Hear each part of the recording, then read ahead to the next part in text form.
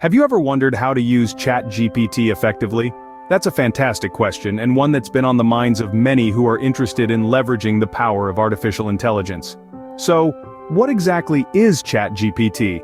Well, it's a sophisticated language model developed by the brilliant minds at OpenAI. It's not just your run-of-the-mill AI, folks. ChatGPT is designed to understand and respond to text inputs, much like a human would. It's like having a conversation with a machine that understands you. This impressive AI can be used for a wide range of tasks, from drafting emails to writing code, creating engaging content, and even tutoring in a variety of subjects. It's like having your very own personal assistant that never sleeps. Now that you know what ChatGPT is, let's dive into how you can use it. Stay tuned because we're just getting started. Accessing ChatGPT is quite straightforward. Now, let's delve into how exactly you can do that. There are two main avenues for accessing ChatGPT. The first one is through the OpenAI website, and the second is by using the OpenAI API. Now you might be wondering, what's the difference between the two? Well, let's break it down. The OpenAI website is a user-friendly platform that allows you to interact with ChatGPT directly. It's as simple as navigating to the website, finding the ChatGPT interface, and voila! You're ready to start chatting.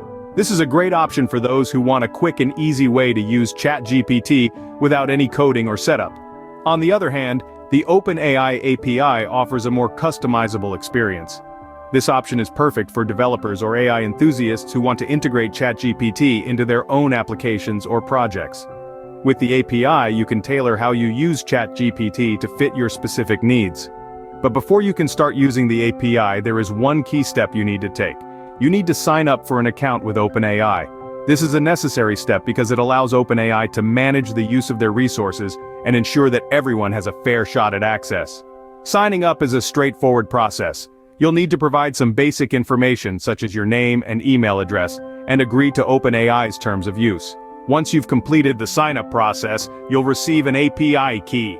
This key is your ticket to accessing ChatGPT via the API. Remember to keep this key private, as it's unique to your account and allows you access to the OpenAI services. Misplacing it is like losing the keys to your car. You wouldn't want that, would you? So whether you're a tech enthusiast looking to experiment with AI or someone who simply wants to chat with a sophisticated AI model, ChatGPT is ready and waiting. It's all about choosing the right path for you. Once you have access, you can start using ChatGPT. And trust me, it's a fascinating journey you wouldn't want to miss. The OpenAI interface is user-friendly and easy to navigate. Let's dive right into it. Imagine you're having a conversation with a friend. It's the same when you're using the OpenAI interface. On the left side of your screen, you'll see a field where you can input your text. This is where the conversation begins. You can start off with a simple hello, or dive right in with a detailed question or statement. The choice is yours. Now here's a key point to remember. The more specific and clear your prompts, the better the responses from ChatGPT. Think of it as a conversation with a very meticulous friend. If you ask a vague question like, "What's the weather like?" without specifying a location, you might not get the answer you're hoping for. However, if you ask, "What's the weather like in New York City today?" ChatGPT can provide a much more useful response. Once you've typed in your text, hit enter, and voila! ChatGPT will respond in the conversation box on the right side of the screen. The response time can vary, but usually it's a matter of seconds. Remember, this is an interactive process. You can keep the conversation going by responding to ChatGPT's messages. The AI builds its responses based on the ongoing conversation, so it's really like you're having a back-and-forth chat. A fantastic feature of the OpenAI interface is that you can also edit or delete your previous inputs. If you feel the conversation has gone off the rails, or maybe you didn't get the response you wanted, just go back, tweak your input, and try again. And don't worry, the interface doesn't store your conversations.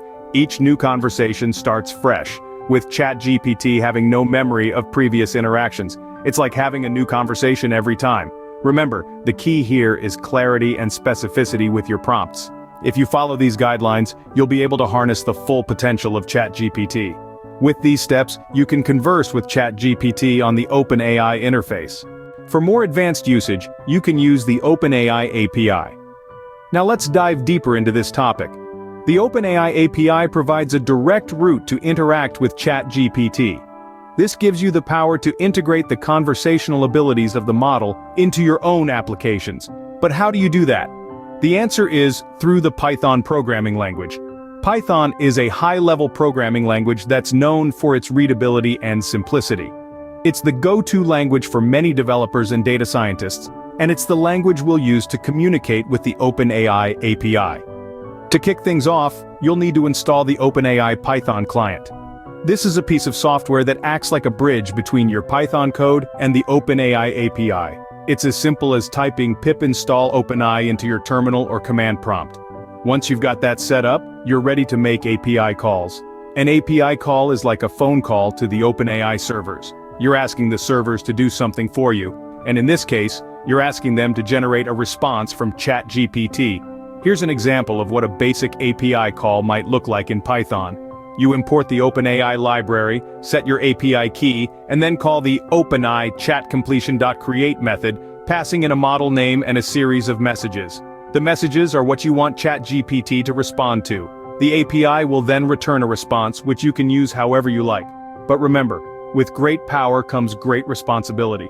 The API is a powerful tool, but it's also subject to rate limitations. This means you can only make a certain number of API calls in a given time period, so be thoughtful about how and when you use it. Additionally, while the API gives you the ability to integrate ChatGPT into your applications, it's important to remember that the quality of the output depends on the quality of the input. Garbage in, garbage out, as they say. So make sure your inputs are clean, clear, and meaningful. With the API, you can integrate ChatGPT into your own applications, so go ahead, give it a spin, and see what you can create. Now, how can we ensure effective use of ChatGPT? Well, the first tip we have for you is to be specific with your prompts. ChatGPT is a language model, which means it generates responses based on what it's been trained on. If you give it a vague or broad question, you're likely to get a vague or broad answer. So, for instance, instead of asking, "What's the weather like?" you might want to ask, "What's the weather like in San Francisco on October 30th, 2023? The second tip is to use the temperature and max token settings to influence the output.